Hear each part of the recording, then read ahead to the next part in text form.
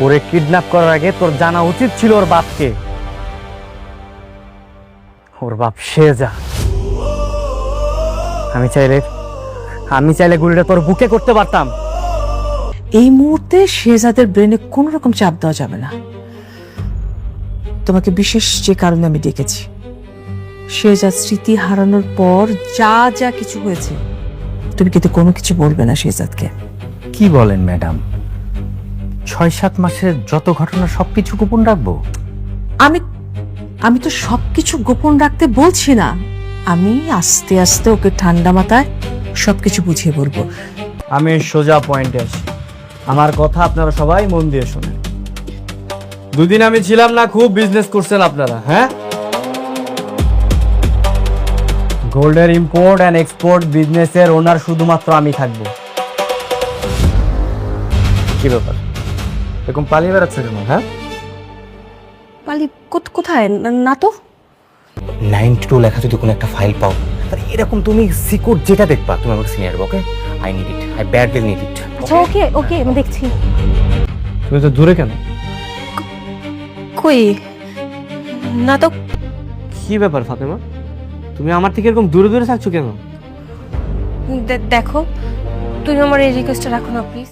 টাকার লোভ আর গভীর ষড়যন্ত্রের জালে ঘেরা প্র্যাঙ্ক কিং এন্টারটেইনমেন্টের জনপ্রিয় ওয়েব সিরিজ দুনিয়া টাকার গোলাম 17 নম্বর পর্বের সেই টানটান উত্তেজনার পর এখন সবার মনে একটাই প্রশ্ন। আসন্ন 18 নম্বর পর্বে আপনাদের জন্য অপেক্ষা করছে এক বিরাট চমক। ঋতুর আসল রূপ সামনে আসার পর দাউদ খান আর রিশাদের পরবর্তী চাল কি হতে চলেছে? শেহজাদ ও তার পরিবারের ওপর কি নেমে আসছে আরো বড় কোনো বিপদ? ফাতেমার সেই ভুলের পরিণতিই বা কি হবে? এই সিরিজের প্রতিটা নতুন পর্ব সবার আগে দেখতে এখনই আমাদের চ্যানেলটি সাবস্ক্রাইব করে রাখুন এবং পাশের বেল আইকনটি বাজিয়ে দিন।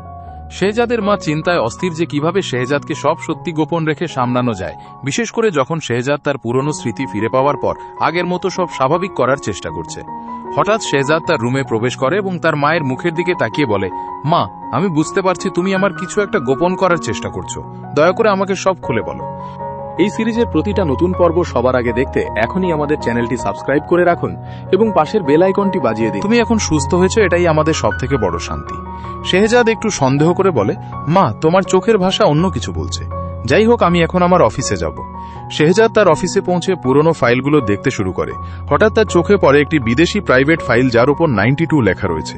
শেহজাদ ফাইলটি খুলে তার ভিতরে মনোযোগ দিয়ে পড়তে শুরু করে। ওই সময় শেহজাদের ম্যানেজার সাবির রুমে প্রবেশ করে এবং বলে, স্যার, দুবাইয়ের ব্যবসায়ী ইবনে খলিল আপনার চেয়ার দখল করেছে এবং ব্যবসায় হাত দিচ্ছে। দৃশ্য 4। শেহজাদ রাগত স্বরে সাবিরকে বলে, এত বড় সাহস আরেকজনের? আমার জিনিস মানে সেটা আমার জিনিস, আমি বেঁচে থাকলেও সেটা আমার, আমি মরে গেলেও সেটা আমার। তুমি একটা কাজ করো, ওই ইবনে খলিলকে মেরে বস্তায় ঝুলিয়ে রাখো, বাকিটা আমি দেখতেছি। দৃশ্য 5। এদিকে ফাতেমা তার শাশুড়ির কাছে গিয়ে কান্নাকাটি করে তার অপরাধ বোধের কথা জানায়। শেহজাদের নিখোঁজ অবস্থায় কোনো একটি উদ্দেশ্য হাসিল করার জন্য সে রিশাদ নামের অন্য একটি ছেলেকে বিয়ে করেছিল। ফাতেমা এখন নিজেকে শেহজাদের বৈধ স্ত্রী মনে করছে না এবং শেহজাদের সাথে সংসার করতে তার পাপবোধ হচ্ছে। ফাতেমা তার শাশুড়িকে বলে, মা, আপনি শেহজাদকে সব সত্যি বুঝিয়ে বলুন, আমি এভাবে আর সংসার করতে পারবো না, আমার কাছে খটকা লাগছে। শেহজাদের মা চরম আতঙ্কিত হয়ে বলে, বৌমা, তুমি কি পাগল হয়েছ? শেহজাদ যদি জানতে পারে যে তার অবর্তমানে তার মা নিজের ছেলের বউকে অন্য ছেলের সাথে বিয়ে দিয়েছে, তবে শেহজাদ আমাকে আস্ত রাখবে না। ফাতেমা তার শাশুড়িকে বোঝানোর চেষ্টা করে বলে, মা, এভাবে মিথ্যা গোপন করে বেশি দিন সংসার করা সম্ভব নয়। শেহজাদ একদিন না একদিন সত্যিটা জেনে যাবেই, তখন হয়তো আমাদের জন্য আরো বড় বিপদ অপেক্ষা করবে। শেহজাদের মা তবুও ভয়ে কাঁপতে থাকে এবং কোনো উপায় খুঁজে পায় না। শেহজাদ তার অফিসে লকার নাম্বার 92 নিয়ে তদন্ত করতে থাকে। হঠাৎ তার মাথায় আসে যে তার নিখোঁজ অবস্থায় তার ব্যক্তিগত জীবনে হয়তো এমন কিছু ঘটেছে যা সে জানে না। সে সাবিরকে ডেকে বলে, সাবির, গত কয়েক মাসে আমার স্ত্রী ফাতেমার কোনো অদ্ভুত আচরণ কি তুমি লক্ষ্য করেছ? শেহজাদের মা অবশেষে সাহস করে শেহজাদের রুমে প্রবেশ করেন। শেহজাদ তখন গম্ভীর মুখে দাঁড়িয়ে থাকে। তার মা আমতা আমতা করে বলেন, শেহজাদ, তোমার সাথে আমার একটা খুব গুরুত্বপূর্ণ কথা ছিল। শেহজাদ তখন মাকে বলে, মা, যা বলার এখনই স্পষ্টভাবে বলো, আমি কোনো লুকোচুরি পছন্দ করি না। শেহজাদের মা এক গভীর দীর্ঘশ্বাস নিয়ে শেহজাদকে বলেন, শেহজাদ, তোমার অনুপস্থিতিতে আমি একটা বড় ভুল করে ফেলেছি। যখন তুমি নিখোঁজ ছিলে তখন আমি তোমার বউ ফাতেমার বিয়ে অন্য কারোর সাথে দিয়ে দিয়েছিলাম। শেহজাদ তার মায়ের কথা শুনে স্তব্ধ হয়ে যায়। তার চোখ দিয়ে আগুন ঝরতে থাকে এবং রাগে কাঁপতে কাঁপতে সে বলে, কি বলছো মা তুমি আমার সংসার এভাবে ভেঙে দিলে, তুমি আমার ফাতেমাকে অন্যের সাথে বিয়ে দিয়ে দিলে।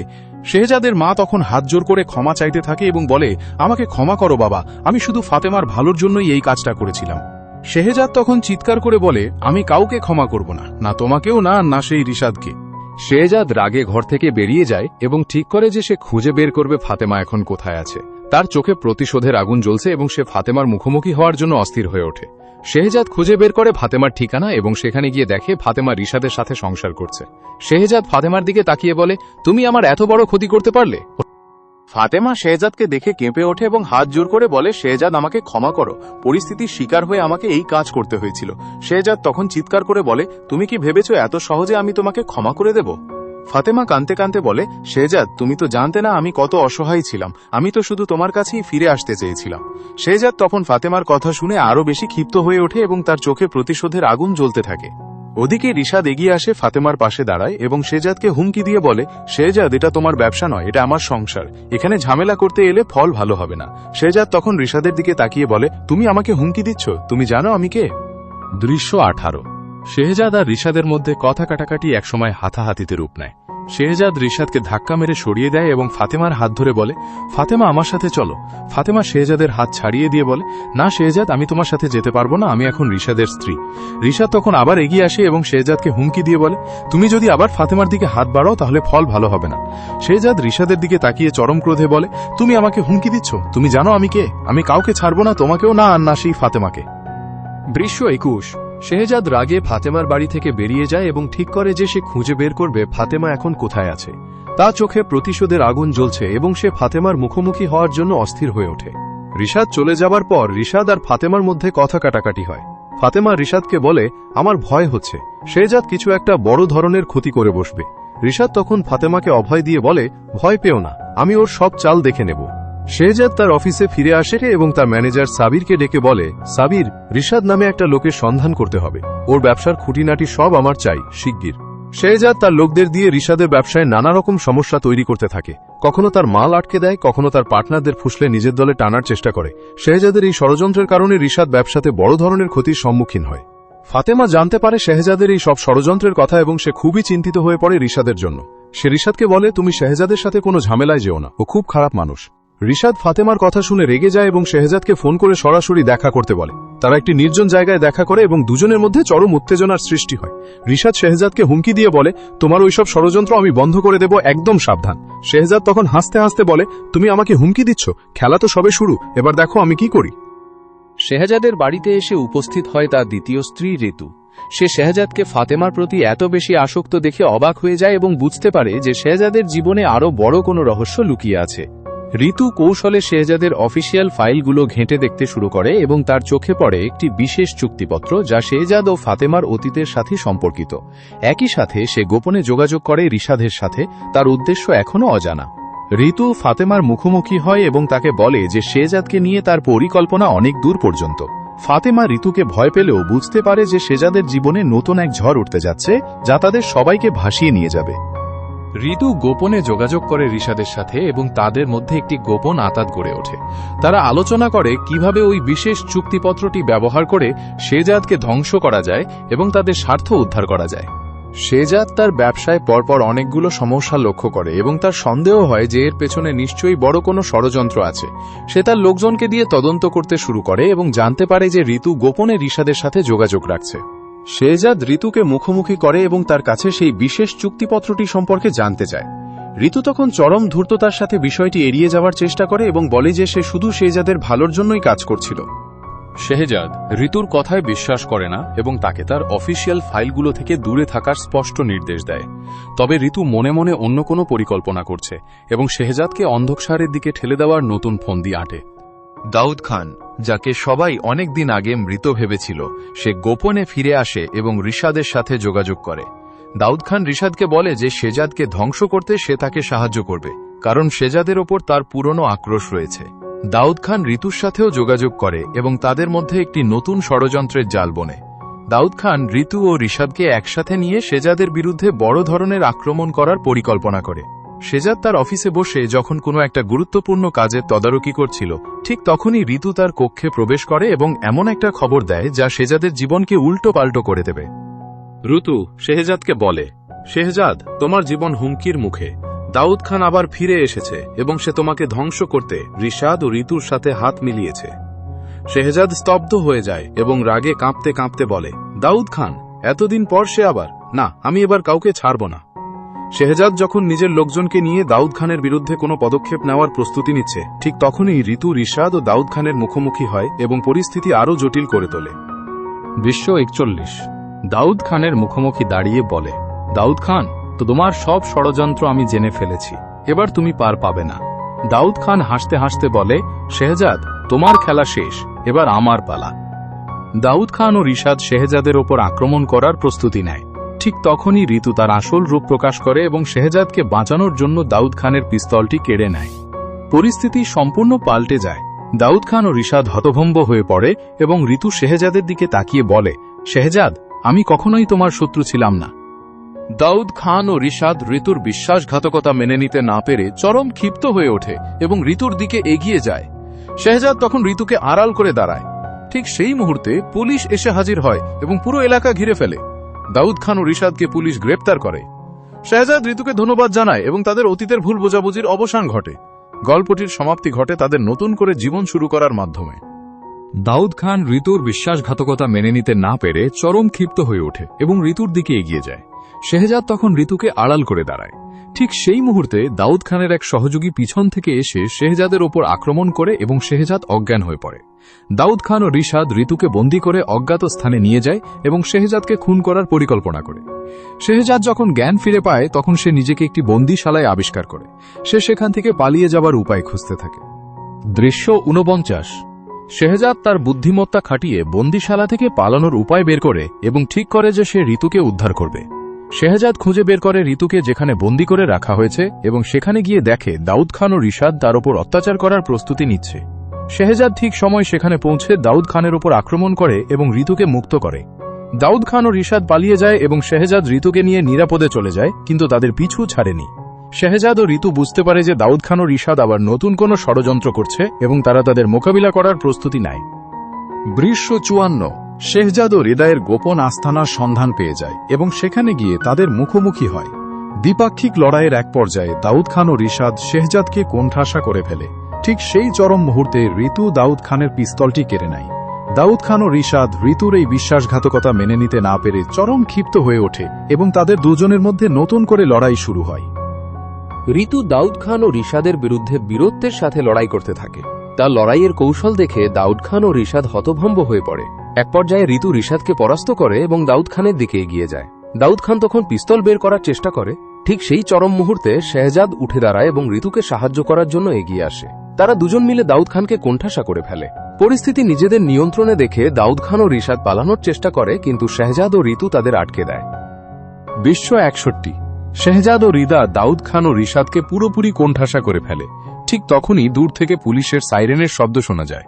পুলিশ এসে হাজির হয় এবং দাউদ খান ও রিশাদকে গ্রেপ্তার করে। তাদের সকল চক্রান্তের অবসান ঘটে। শেহজাদ ঋতুকে ধন্যবাদ জানায় এবং তাকে নিজের ভুল স্বীকার করে। তাদের সম্পর্কে সব দূরত্ব মুছে যায় এবং তারা নতুন করে জীবন শুরু করার সিদ্ধান্ত নেয়। শেহজাদের মা অর্থাৎ ফাতেমা যখন জানতে পারে যে তার শাশুড়ি নিজের ছেলের বউকে অন্য কোনো ছেলের সাথে বিয়ে দিয়েছিল, তখন সে চরম আতঙ্কিত হয়ে পড়ে। ফাতেমা তার শাশুড়িকে বলে, মা, এভাবে মিথ্যা গোপন করে বেশি দিন সংসার করা সম্ভব নয়। শেহজাদ একদিন না একদিন সত্যিটা জেনে যাবে, তখন হয়তো আমাদের জন্য আরো বড় বিপদ অপেক্ষা করবে। শেহজাদের মা অর্থাৎ ফাতেমা তবুও ভয়ে কাঁপতে থাকে এবং কোনো উপায় খুঁজে পায় না।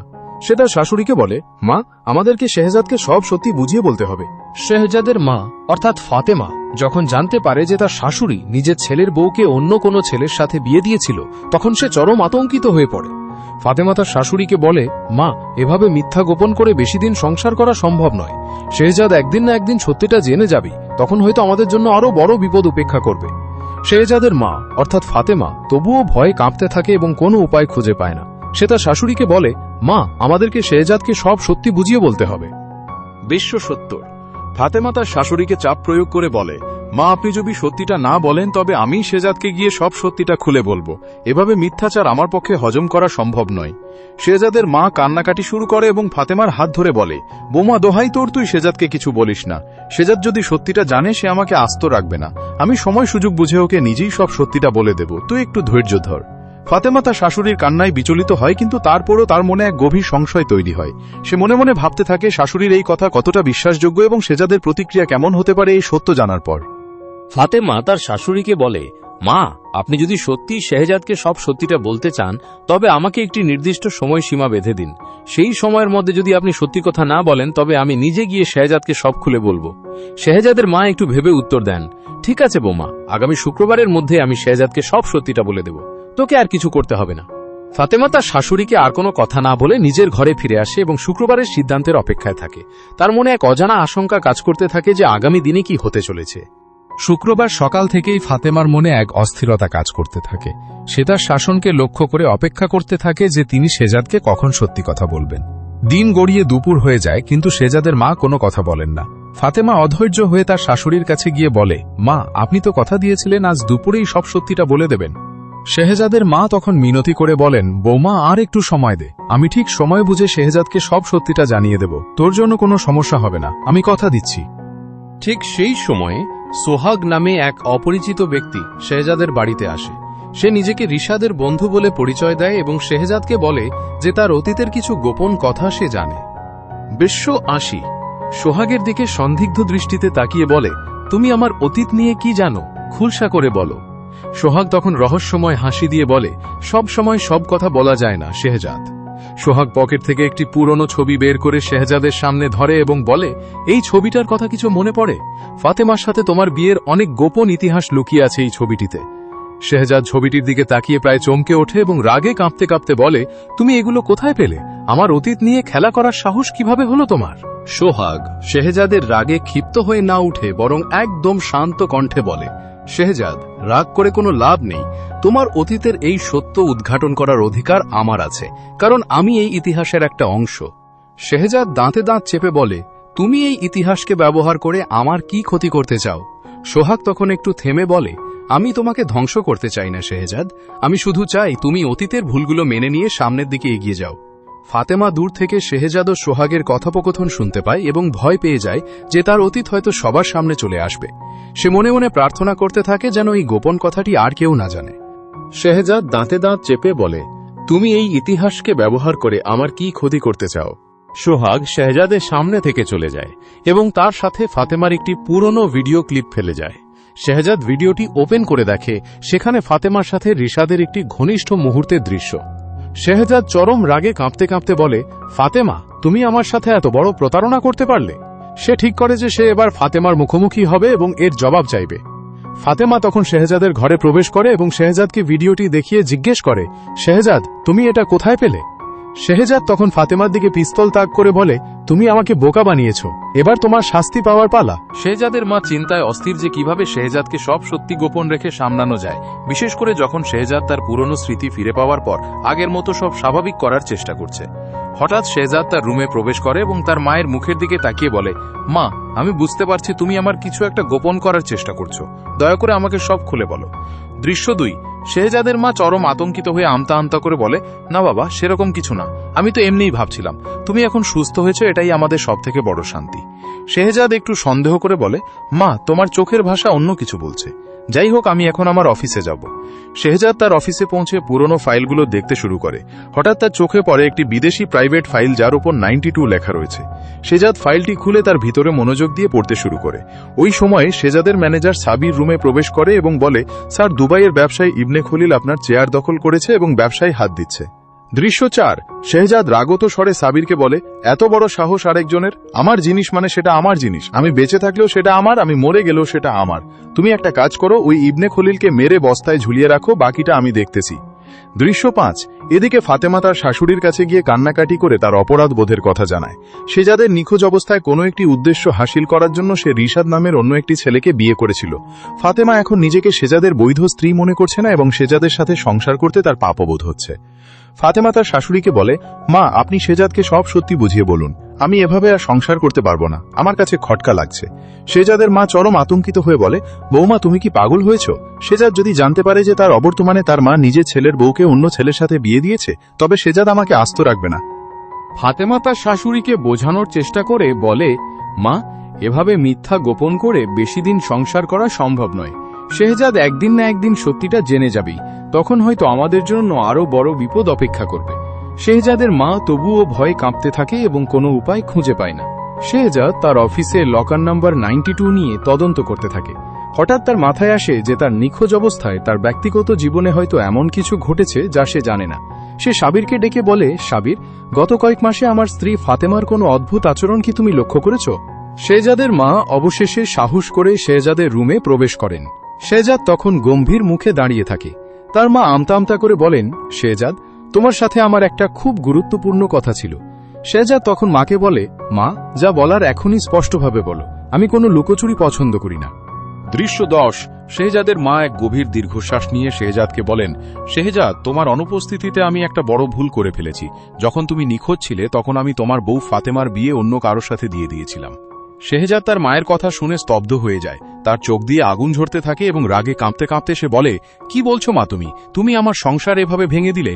তুমি আমার ফাতেমাকে অন্যের সাথে বিয়ে দিয়ে দিলে? শেহজাদের মা তখন হাত জোর করে ক্ষমা চাইতে থাকে এবং বলে, আমাকে ক্ষমা করো বাবা, আমি শুধু ফাতেমার ভালোর জন্যই এই কাজটা করেছিলাম। শেহজাদ তখন চিৎকার করে বলে, আমি কাউকে ক্ষমা করব না, না তোমাকেও না সেই রিশাদকে।